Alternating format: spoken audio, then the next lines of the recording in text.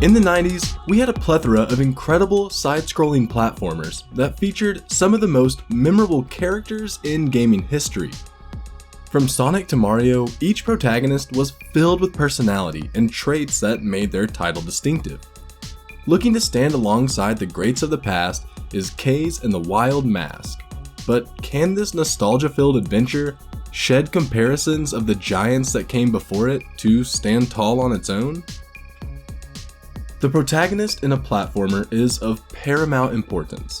Not only are they the avatar to direct on obstacle-filled courses, but they also give insight into the world they inhabit through their exaggerated design and personality. Echoing conventions established in 90s Saturday morning cartoons, the characterization of the blue-furred, red scarf sporting bunny is enchanting and helps to anchor the game in the era it was influenced by. Pixel Hive's passion and admiration for the genre permeates throughout, and as a result, this love letter to the greats that came before carries the ethos of the golden era. At first glance, you may mistake this as a run-of-the-mill platformer. Most of the tropes of the genre are present: move from left to right, collect items, and defeat foes on your path to the finish line. However, the sheer variety and diversity of each level is remarkable.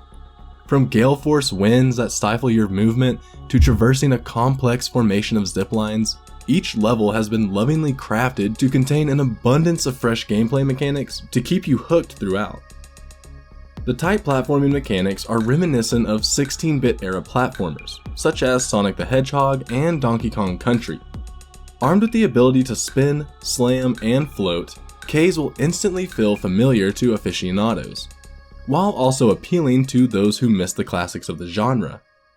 In order to reclaim the Crystal Island from an array of enraged, dastardly vegetables, you must harness the powers of the Wild Mask.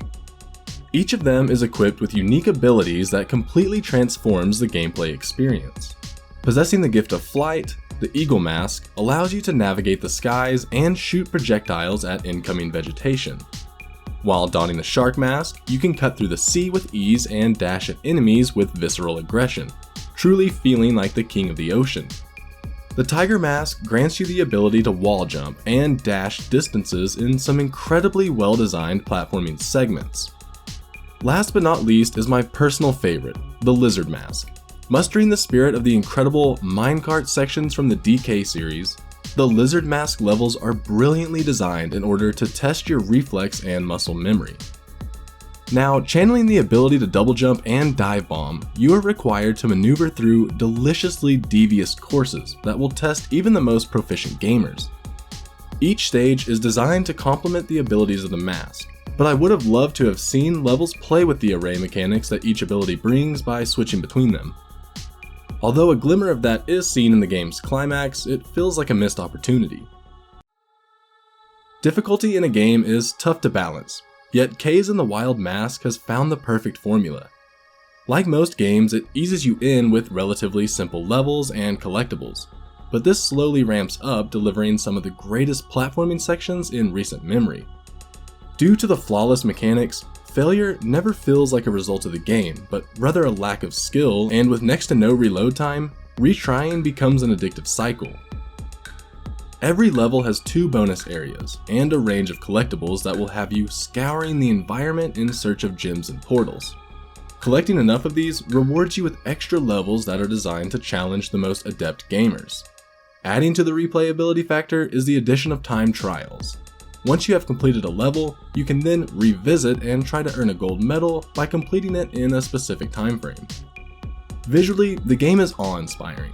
Although it treads the same paths as its predecessors, the way it reinterprets areas is impeccable.